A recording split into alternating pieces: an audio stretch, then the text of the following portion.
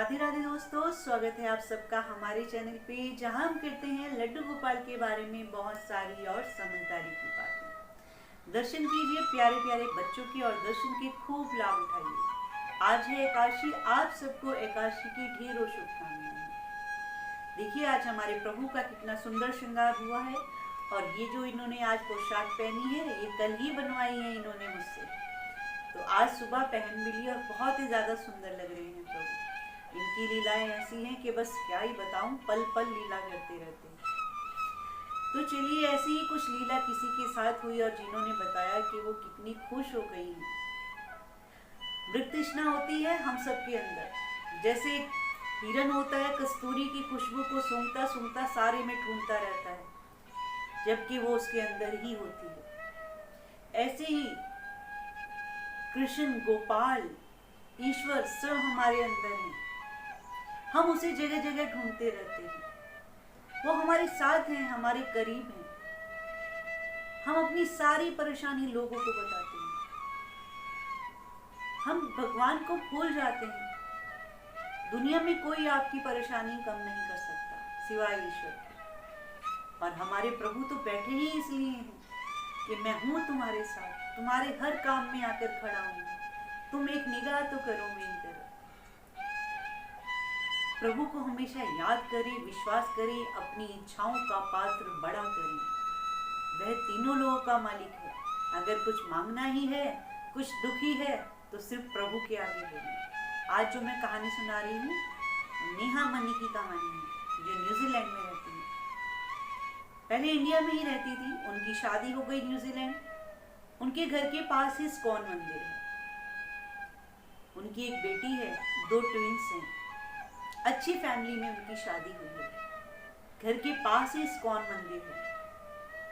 उनका कहना है कि पिछले 15 साल से वह प्रभु की सेवा में रहती हैं, नाम जाप करती हैं, पूरा विश्वास प्रभु पर है।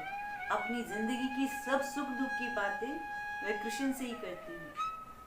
हमेशा वहाँ इस्कॉन मंदिर में जाती हैं, नाम जप करती हैं और प्रभु के दर्शन करती हैं। प्रभु में बहुत अटूट आस्था है इनकी। इनका कहना है कि एक बार इन्होंने अपने ससुराल वालों से कहा कि इस बार तो इंडिया जब ही जाऊंगी जब मुझे वृंदावन जाना हो। प्रभु की भक्त हूँ, लेकिन वृंदावन के दर्शन नहीं हुए, बाकी बिहारी के दर्शन नहीं हो पाए। तो ससुराल वालों से कहती है कि इस बार जब भी इंडिया जाएंगे तो प्रोग्राम ऐसे ही बनाएंगे कि वृंदावन भी जरूर जाएं। बोलते हैं ठीक है। जब नेहा इंडिया आती हैं तो उनकी बुआ उनको एक नंबर देती हैं। वो नंबर है गोसाई जी का, कि अगर तुम्हें वहाँ पर कोई भी दिक्कत हो, अगर तुम्हें अच्छे से दर्शन ना हो रहे हो, तो तुम गोसाई जी को कॉल कर लेना। तो नेहा इंडिया आती है तो सीधा वृंदावन जाती हैं। जब वृंदावन जाती हैं तो वहाँ गोसाई जी को फोन करती हैं कि गोसाई जी, ऐसे ऐसे मेरी बुआ ने नंबर दिया है कि आपसे बात हो जाए तो प्रभु के दर्शन करा दीजिए। गोसाई जी कहते हैं ठीक है। गोसाई जी सीधा ले जाकर उनको प्रभु के आगे खड़ा कर देते हैं। बाकी बिहारी के मंदिर में जाना बहुत मुश्किल है, लेकिन क्योंकि आस्था मन में थी, मंदिर में जब बाकी बिहारी को देखा तो देखते ही रह गए। कितने सवाल थे, कितनी बातें थी, सब करना भूल गई। प्रभु में ऐसा खो गई और अश्रुधारा बहने लगी। भूल गई कि क्या बातें करनी थी। प्रभु के दरबार में जो जाता है उसका यही हाल होता है। इंसान अपना होशो आवाज खो देता है, प्रेम अश्रु बहते हैं। इतने सालों का मिलन था, कब से इंतजार कर रही थी। 15 साल लगातार प्रभु की सेवा में रहकर, दर्शन कर कर, हमेशा याद करना और प्रभु से ना मिल पाना। उनका कहना है कि वे देखती रही और आंसू बहते रहे और प्रभु से बात करती रही कि प्रभु कितना समय लगा दिया बुलाने में, आज आपके दर्शन हुए हैं, आज मेरी जिंदगी बन गई। वो कहती है कि वो इतनी खुश हुई कि उनके पास जितने भी पैसे थे, जो भी उनके पर्स में था, उन्होंने सब वहाँ बिहारी जी के ऊपर लुटा दिया। और उनका कहना ये है कि मुझे लग रहा था समझ नहीं आ रहा था मुझे कि मैं क्या ना कर दूं आज, मैं खुद को लुटा दूं भगवान पर। इतनी मैं उनकी मस्ती में मस्त हो गई थी। जितने भी पैसे थे सब प्रभु के दरबार में लुटा दिए। और जब वहां से आई तो निधिवन जाने लगी। जब निधिवन जा रही थी तो देखा जगह के लोग घूम रहे हैं, माथे पर स्टैंप लगी है, राधे राधे श्री कृष्णा। चारों तरफ यही हो रहा है। उसके मन में आया यहाँ स्टैंप तो मिलती ही होगी, मैं भी ले लेती हूँ, साथ ले जाऊंगी। एक दुकान पर पहुंची, देखती है कि भैया स्टैंप दिखा दो। भैया कहते हैं ये पड़ी है, आप इसमें से देख लीजिए। अब उसमें से स्टैंप ढूंढती है तो एक स्टैंप निकलती है कृष्ण की, दूसरी निकलती है राधा की।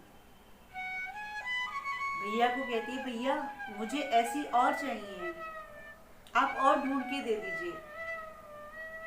दुकान वाले भैया बोलते हैं कि ये जो आपको मिली है ना बस यही है। कहती है नहीं भैया आपने तो देखा भी नहीं, आप जरा एक बार अच्छे से ढूंढ के दे दीजिए ना मुझे। दुकान वाले भैया फिर कहते हैं राधा कृष्ण आपको मिल गए हैं, हर एक को नहीं मिलते, आपको ये मिल गए हैं और यही हैं बस। लेकिन कहाँ मानने वाली, खुद ही लगी ढूंढने। वहां ढूंढ रही है, कोई स्टैम्प मिल ही नहीं रही राधा कृष्ण की। आधा पौना घंटा वहीं खड़े खड़े हो गया कि नहीं मुझे इसके पैसे भी नहीं चाहिए और स्टैम्प भी नहीं है।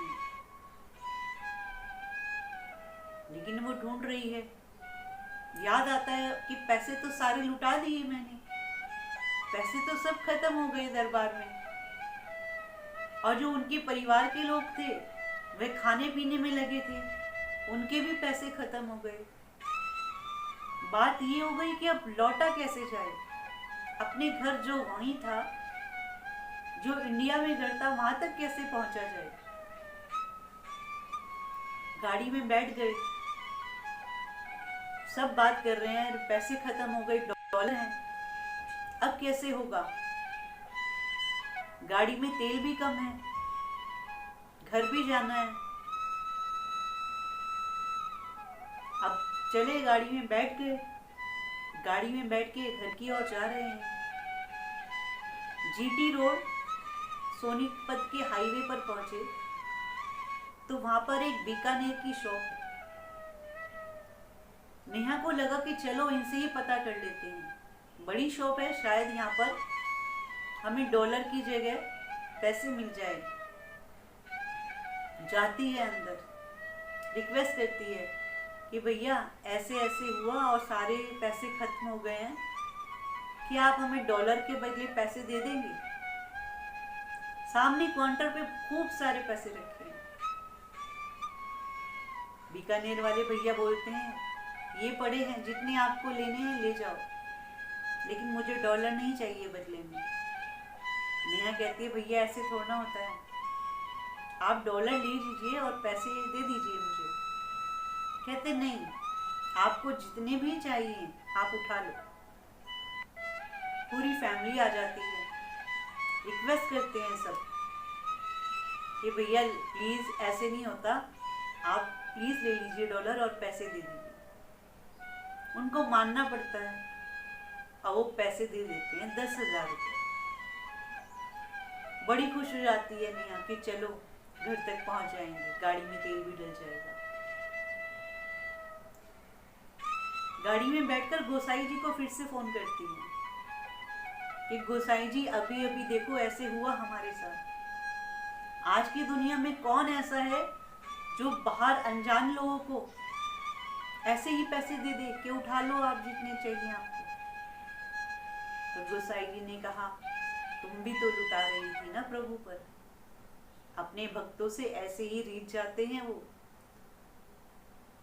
अपना दिल अगर दे दिया भगवान को तो भगवान कभी पीछे नहीं हटते।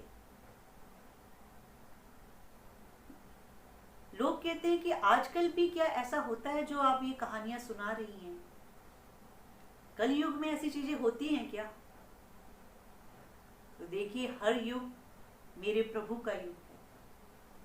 हर युग कृष्ण का युग है। हर युग में ईश्वर थे, हैं और रहेंगे। और मेरे प्रभु जैसा तो कोई भी नहीं है।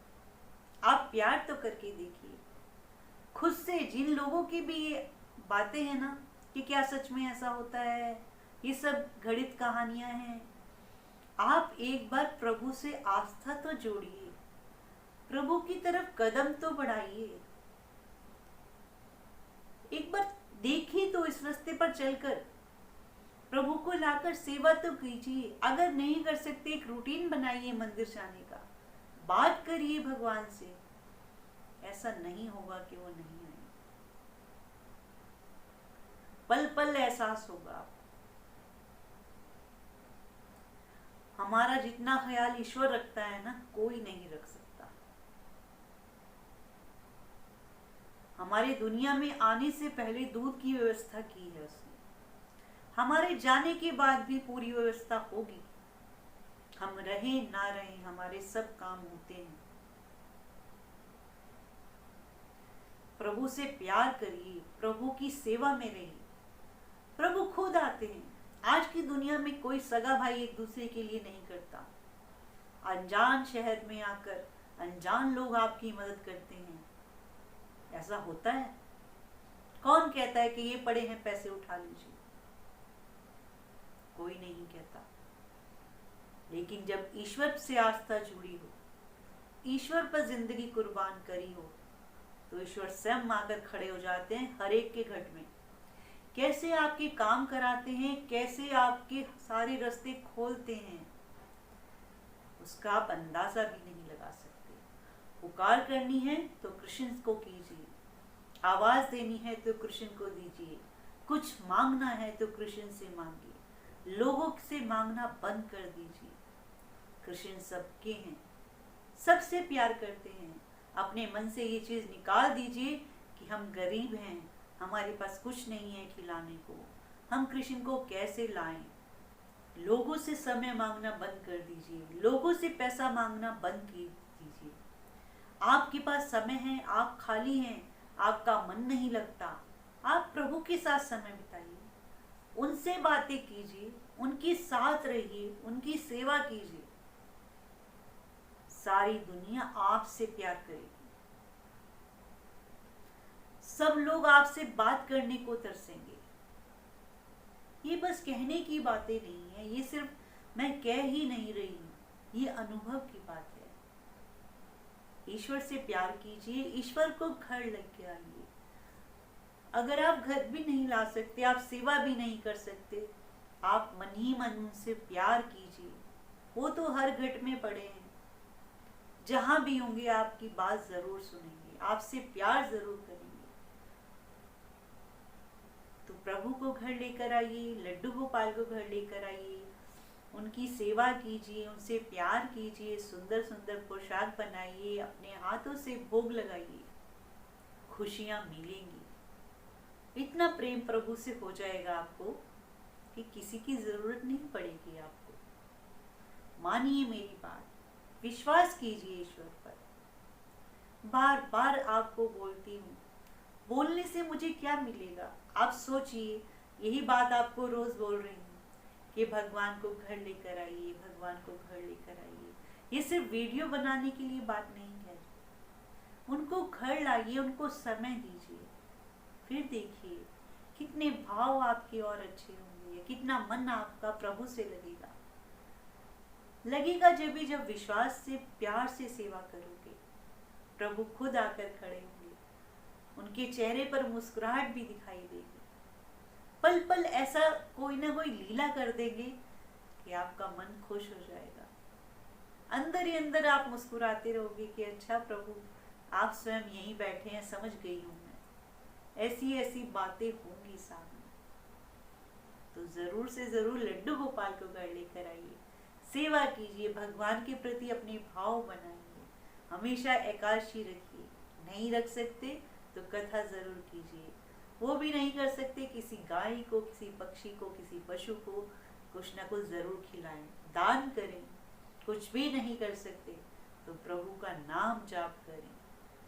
तो चलिए मिलेंगे हम अगली वीडियो में। तब तक के लिए राधे राधे, जय श्री कृष्णा, जय श्री श्याम।